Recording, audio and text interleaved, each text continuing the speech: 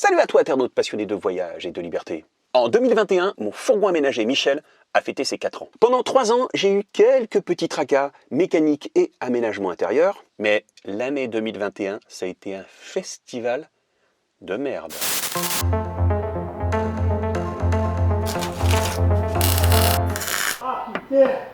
Ah, il s'en est passé des choses. Pour être très honnête avec vous, certains problèmes sont de ma faute, mais il y en a d'autres où je me dis que si mon véhicule avait été mieux pensé, mieux conçu, j'en serais peut-être pas arrivé là. J'aurais certainement voyagé plus zen. Alors, ça a commencé, j'étais à manœuvrer sur un parking en herbe. Il y avait une petite touffe d'herbe qui n'avait l'air de rien. Je me suis quand même dit, méfiance, filou, méfiance. Mon téléphone sonne, je réponds, je discute tranquillement et je raccroche. Je manœuvre. Évidemment, j'avais complètement oublié cette petite touffe d'herbe. Dedans, il y avait une souche d'arbre, une petite souche d'arbre avec beaucoup d'herbe autour. Elle était pile poil à la bonne hauteur pour légèrement frotter le bas de caisse et se faufiler sous mon camion. Elle a commencé à passer sous le bas de caisse, ça a frotté, elle est passée juste à côté du silencieux que j'avais changé il y a 3 mois. Mais par contre, elle a fini sa course dans le réservoir d'eau grise, pile poil au milieu. Bam! Ça fait comme ça.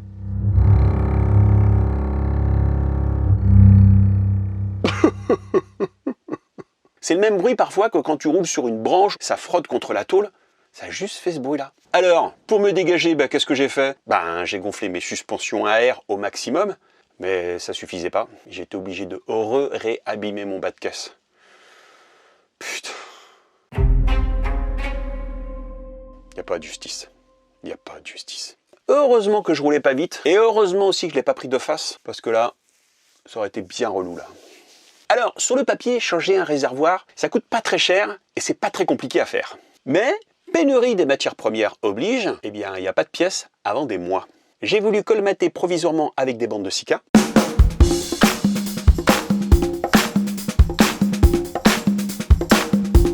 Ça n'a pas fonctionné. J'ai essayé de rajouter une espèce de silicone spécial piscine étanchéité. Ça n'a pas fonctionné. Heureusement, j'ai des amis artisans aménageurs de vannes qui m'ont proposé de m'aider.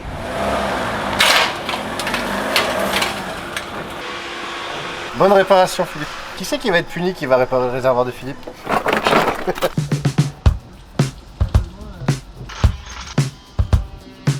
Attends, parce qu'il y a des embouts là.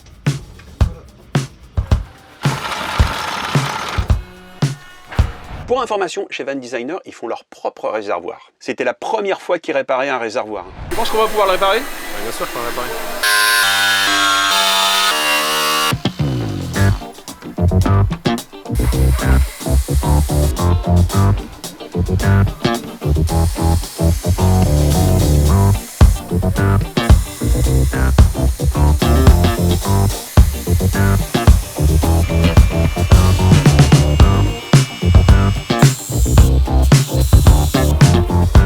Petit test d'étanchéité pendant 24 heures. Les gars, ils bossent pas à moitié. Ils m'ont quand même agrandi le panier qui retient le réservoir. Oui, parce qu'avec la réparation, ça rentrait plus.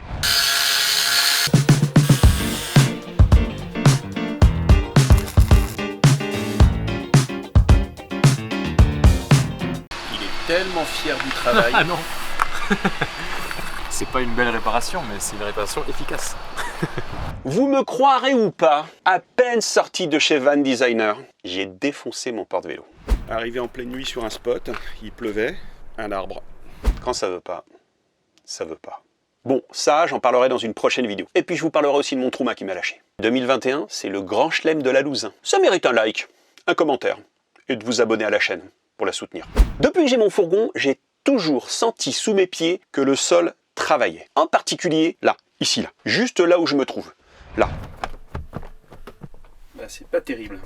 Ça a commencé ici, dès la première année. Ces 6 derniers mois, ça s'est étendu d'un coup. Si on va sur les extrémités, il n'y a pas de problème. Il n'y a pas non plus de problème ici. C'est vraiment localisé ici. L'évacuation de l'évier de la cuisine, lui, va jusque là, à peu près. Sauf que là, il n'y a pas vraiment de problème. C'est ici que je cuisine, c'est le passage pour aller vers la chambre, et donc, que je piétine le plus. C'est ici que tout se passe, c'est l'endroit où même je danse parfois.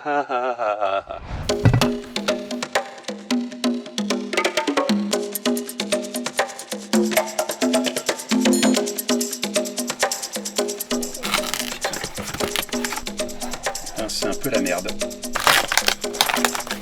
C'est la merde.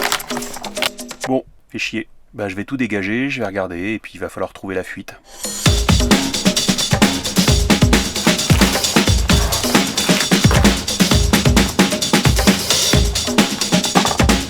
Bon, avant de réparer, il faut trouver la source du problème. Et c'est là que commence le casse-tête. J'avais 4 hypothèses. Au départ, je pensais que le lino était poreux. Je dis ça parce que, par manque de place dans la douche, je sors et je viens me sécher ici, pile poil à l'endroit. J'ai toujours mis une serviette, mais peut-être que ça venait de là. Ben, en fait, non. Ça aurait pu être une fuite au niveau de la cuisine. Non. Ça aurait pu être une fuite d'eau au niveau de la douche. Non. Et ou peut-être une fuite d'eau qui vient du réservoir d'eau propre qui se trouve à l'arrière droit de mon fourgon. Parce qu'il y a toujours eu, et depuis le début, un petit peu d'eau qui s'échappait. Enfin, un peu beaucoup en fait. Si j'ai le malheur d'oublier au moment du remplissage, au moment où le réservoir est plein, d'enlever le tuyau ou éventuellement de couper le robinet, ça fuit à l'intérieur du van. Si tu veux vider ton réservoir d'eau propre, tu as une espèce de vanne de vidange. Et ben ça fuyait par là. Même quand j'étais en pente, ça fuyait. Tiens, un trop plein, mais ça fonctionne pas. Ou très mal. Parce que je pense que le système est très mal pensé. Alors là, tu es en train de te dire, pourquoi l'eau qui est là-bas se retrouve là? En fait, le fourgon, il penche toujours vers l'avant. Et en plus, il est légèrement en cuvette, là où je me trouve. J'avais trouvé le problème, maintenant, il fallait réparer. Heureusement, grâce à mon activité, je rencontre très souvent sur ma route des artisans qui sont de bons professionnels et de très bons conseils. Pour aider un ami, on va essayer de trouver une petite solution de secours pour pas qu'il mouille son camion. À mon avis, il y a de l'eau qui ressort par là parce que c'est rouillé, chef. Bon, alors maintenant, on va essayer d'enlever tranquillement la petite bague. On va pas la casser. Et voilà. Qu'est-ce que je fais, j'enlève ou pas? Ça va jamais tuer personne. Hein. Je vais me retrouver sans eau pendant les 6 prochains mois. Ouais, bah il y a du jeu, c'est bon. Putain, mais en fait, il n'y avait pas de joint. On est d'accord? Voilà. Depuis ces 4 années où j'ai mon van, j'ai pas de joint. T'as les pieds dans l'eau. Je suis dégoûté. J'ai perdu un parquet à cause de cette merde quand même. Hein. Tu vois, il y a une fente. Et normalement, c'est ici qu'il devrait être le joint torique. C'est un petit joint rond. C'est pour ça que la pièce, ça faisait un peu tac. Ah. Parce qu'il manque le 2 mm de joint autour. T'as des ongles? Bien sûr, regarde. Voilà. Est-ce qu'on arrivera à le rentrer parce que T'as une chaîne biquette déjà. Ah, mais il va rentrer. T'es devant la dessus. caméra, toi. Ouais, putain, mais vas-y, toi. Dégage. Dégage, t'es devant la caméra. On est en train de tourner une séquence et la meuf, elle arrive et fait ah. Je voulais voir, alors regarde. Ça va, ça se passe bien. En fait, les mecs, ils ont oublié de mettre un joint. Allez, Top. je te dis si tu es dans le trou. Ça marche ou ça marche pas? Voilà, j'ai pourri Ton sol. mon sol à cause d'une négligence d'un Jean-Michel qui est dans une usine et qui met pas le joint, quoi. Alors, premier remplissage, résultat des courses. Là, ça fuit pas. Le réservoir d'eau, là, il est rempli de chez rempli et le van est en pente. Il est comme ça, le van. Pour exercer un peu de pression d'eau pour voir un peu si ça fuit ou pas. Alors, ça ne fuit pas. Un grand merci à Seb de Tinimous et aussi merci à Fanny pour son apparition. Si vous voulez les découvrir, j'ai fait un portrait sur eux. Le lien, il vient d'apparaître là, ou il est dans le descriptif de la vidéo. Ça, je le dis à chaque fois. Alors, il y a toujours une petite fuite, s'il y a trop plein au moment du remplissage, mais beaucoup moins importante qu'avant. Par contre, lorsque je roule ou que je suis en pente, il n'y a pas de fuite. C'est nickel. Maintenant, je te surveille le remplissage. C'est quand même devenu une petite source de stress, hein, cette histoire, quand même. Hein. Bon, ça c'est fait. Un problème en moins, c'est ce que je croyais. Parce que cette histoire de fuite, ça venait pas que de là. La dernière étape, réparer ce plancher. Et qu'on n'en parle plus. Toujours en quête de travail bien fait, je me suis dit qu'il fallait le faire avec des gens compétents. Et de confiance. Donne-moi tes premières impressions. Donne-moi ton cœur, même, ton corps, même. Lui, c'est mon pote Pierre Alex, BWA Biarritz. C'est le mec qui fait les plus belles planches à découper de la Terre. Qu'est-ce qui se passe là-dessous? Est-ce qu'il y a de l'humidité? Ça a l'air tout sec. Déjà, il faut regarder d'où vient ce problème. Est-ce que là-dessous, on a de l'eau? Ça, c'est mouillé là. Merde. Ouais. Pour que ce soit propre, il faut qu'on ouvre encore plus. On enlève tout. Là, il y a du contreplaqué de 3 mm. C'est très très fin. Et puis on va refaire propre le sol. Tu penses que c'est la merde ou pas? Tu crois qu'on va en chier? Non! Voilà, c'est les vieilles colles là. D'ailleurs, ça n'a même pas collé. Bah non, ça n'a pas collé. Tu sais pourquoi? Parce qu'en fait, le plancher, il est directement posé. Je suis sûr que le truc, il est installé comme ça, direct. Si on a une forme là, c'est juste le poids qui à un moment donné a compressé cette partie-là. C'est pas le truc qui a été fait sur mesure. Donc forcément, ça colle pas. Ça, c'est l'épaisseur du plancher. Avec ça, t'es pas bien isolé. Faut qu'on nettoie tout, qu'on aspire, qu'on vire tout ça là. Le truc, c'est que là, t'as encore un autre parquet ou une autre finition isolante, quoi. Je sais pas ce que c'est ce truc, quoi. On dirait des cales un peu. Ça, tu vois, ça c'est du contreplaqué là qui a été posé là, je pense en guise de cale. Est-ce que t'aurais posé ça comme ça, toi? Moi, j'aurais pas fait ça comme ça, moi. Je trouve que même ils sont un peu compliqués la tâche pour un truc qui est pas top, quoi. Tu vois, t'es en appui, il y a du vide, bah, il y a un moment ça craque, quoi, ça pète. Là, c'est sec là. Le plus simple à poser, ça va être un lino. Pour faire ça parfaitement, il faudrait enlever tous les meubles pour que le lino il passe dessous. Et là, ça va être compliqué. Alors là, c'est un gros boulot. La deuxième solution, c'est de venir poser, de revenir le plus possible à fleur de ça. Qu'est-ce qui est le plus simple à ton avis? Le lino, je pense. Le parquet, c'est quand même des lames qui s'emboîtent. Si tu as encore de l'humidité qui vient entre chaque lame, ça va couler dessous de ce parquet-là, tu vois. Si on le colle pas, si on fait pas de l'étanchéité, etc. Le lino, ça va te faire une barrière étanche sur quand même toute la surface là. Le parquet, on va prendre de l'épaisseur. Si on vient mettre un parquet au-dessus là, ça va faire ça. Il va falloir qu'on découpe la porte. Ouais, il y a du boulot, hein. Philippe pensait que la situation était réglée. Mais voilà, un nouveau problème vient s'ajouter. Et là, c'est le drame. C'est quoi ça? Putain, non, effectivement, il y a l'air d'y avoir comme un coup là. Putain, elle a pris un coup, mais là aussi, regarde. Il y a une surépaisseur là. Alors, est-ce que c'est la surépaisseur de tôle? Ça peut être carrément une infiltration, ça, par dessous. Je vais voir dessous le camion, mais je pense que ça bouge pas, ça. Ah, mais ça vient de là? Ah, ben oui! Bah, c'est bon, je l'ai trouvé. Il y a une fissure? Ouais, il y a une fissure. Arrête, tu déconnes. Non, il y a une fissure. Ça, c'est une fissure, ça. Non. Ça traverse le camion, ça. Donc là, l'humidité, elle vient de là. Ça, c'est sûr et certain. Qu'est-ce qu'il faut que je fasse? Bah là, faut souder. Mais comment ça se fait que c'est pété là? Comment ça peut péter? C'est le passage, le truc, et ça a pété. Donc là, l'eau, c'est sûr, ça s'infiltre là, et tu vois, ça a dû stagner ici et pourrir. Tu la vois là, mais la fissure, tu as exactement la même. Tu vas voir sur un des petits ergots. Ah oui, je la vois là. Tu la vois? Putain, c'est ouf. Voilà. Est-ce que c'est parce que c'est le passage? En même temps, c'est pas très épais. Hein. Et tu vois, regarde. T'as vu comme ça bouge? Ouais. Ça, c'est à côté de ça. Et là, tu as une cuvette. Là, tu as suffisamment d'entrée d'humidité pour faire ce que tu as là. Hein. Et qu'à la longue, il a quel âge, Michel? 4 ans. Ben, il suffit que ça fasse ça depuis le début. Et si ça se trouve, c'était à la base, quand tu as acheté le camion, il y avait ça. Hein. Là, c'est pas un coup qui est arrivé par-dessous. Hein. C'est pas un caillou, un rocher, un bloc qui t'aurait fait ça, tu vois. C'est soit à la base, la fabrication n'a pas été bien faite et il y avait déjà ce souci à l'achat du camion, ou soit c'est vraiment très fragile, et là, c'est pas terrible, parce que du coup, c'est le passage qui a fait que ça a fissuré, en fait, le truc. C'est là où je piétine le plus souvent. Bah, c'est le passage, là. Là, je fais ma cuisine. Quand je sors de ma salle de bain, je me mets là. Tout se fait ici, en fait. Salut, mon Chris, est-ce que je te dérange? Non, vas-y, dis-moi. Ah ouais? Putain, c'est un truc de fou ça. Est-ce que toi, si on apporte le camion, vous avez de quoi souder? Tu penses que c'est faisable? Ouais, bien sûr, on peut lui mettre un coup de soudure, ouais. Ok, avant de réparer la tôle du plancher, on dégage toute la surface à retravailler pour être sûr, absolument sûr, qu'il n'y a pas d'autre fuite ou de problème. Non, il n'y a pas du tout d'humidité. Là, c'est hyper sec, là, c'est hyper sec. Là, il y a les sorties de flotte. Il n'y a pas du tout d'humidité autre. Aïe! Michel! Michel! Ici, t'as aucun souci. Ça pue pas, c'est pas moisi, il n'y a pas d'odeur spéciale, il n'y a pas du tout d'infiltration là. Ça, c'est fait. Direction Saint-Jean-Pied-de-Port, chez Auto Evo 64, chez mon pote Chris, qui est le responsable de ce magnifique petit garage. Et c'est Eric qui va s'occuper de Michel. Alors lui, c'est la crème de la crème du mécano. 100% basque, spécialiste du 4x4 et du rallye. Le mec, il te démonte un moteur, te remonte un moteur dans le désert, sur le sable. Et il n'y a pas un grain de sable à l'intérieur du moteur. Rien. Ouais.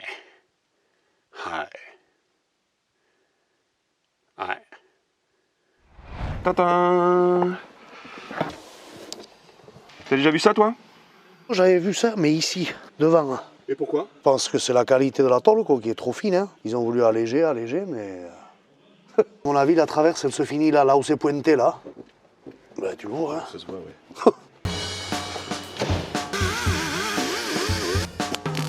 Ah, elle se trouve comme de la merde. Hein.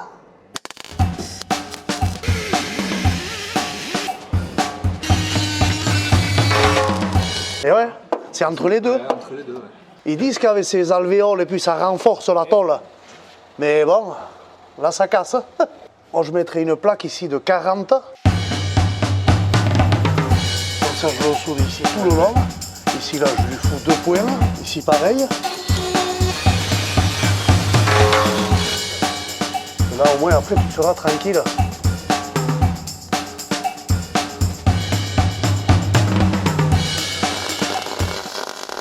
Heureusement que le plancher réagit bien à la chaleur et aux flammes. Je t'explique pas, hein, j'avais toujours l'œil dessus. Hein. Toujours une bouteille d'eau et un extincteur à portée de main. Hein. Ma maison quand même.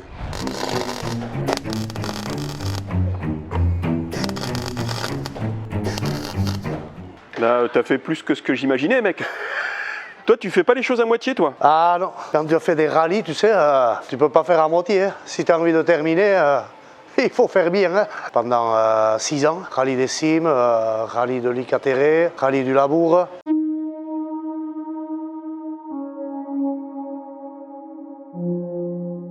On l'appelle le Picasso des garagistes.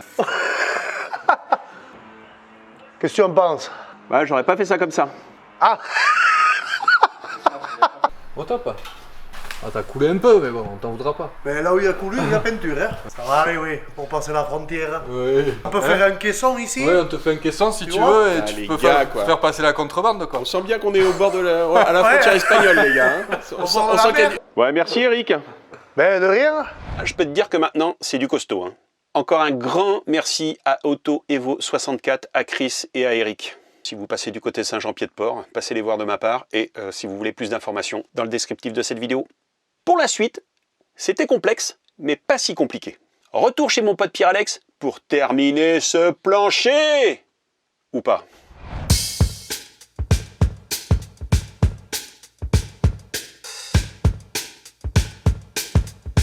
Alors, autant te dire que cette remise à niveau de mon fourgon, Michel a vu la crème de la crème des artisans, aménageurs de vannes et de fourgons aménagés. T'es pas en train de filmer là, si? Bah si, je suis en train de filmer. Arrête, je vais me cacher.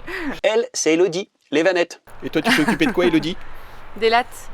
Oh là, il y en a plein qui vont faire des réflexions en disant « Ah ah, elle s'occupe des lattes du lit !»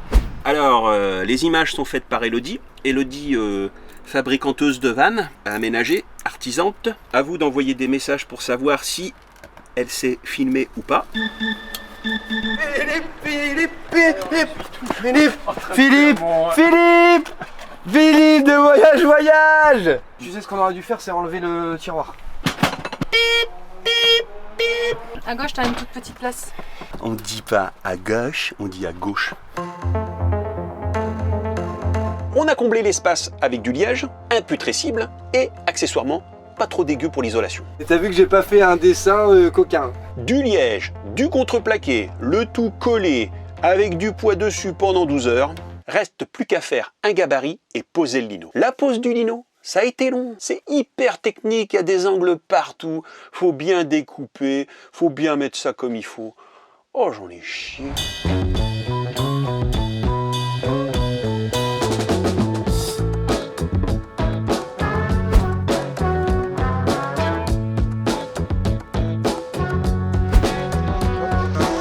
Tu tiens?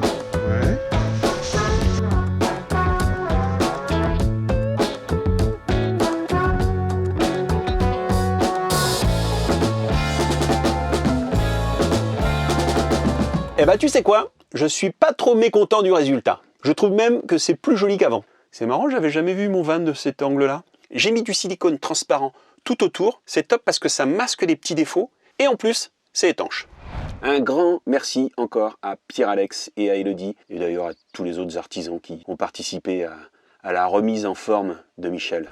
J'espère que cette vidéo vous a plu et j'espère qu'elle vous apportera pas mal d'informations. Si vous avez des questions, n'hésitez pas à les poser en commentaire. Si vous avez des commentaires, n'hésitez pas à faire un commentaire du commentaire. N'oubliez pas de liker cette vidéo et si vous ne l'avez pas encore fait, abonnez-vous à cette chaîne. Allez, à plus, salut, ciao!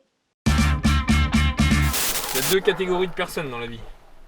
Il y a ceux qu'on l'appelle et ceux qu'on le flingue. Toi, tu creuses. D'accord? Oui. Philippe? Oui. Oui, c'est moi. Ah, les références de vieux. Et toi, si t'as trouvé la référence, n'hésite pas à envoyer un petit message au 55 10 10 15 15. Coco. Coco? Oui, c'est moi. C'est moi.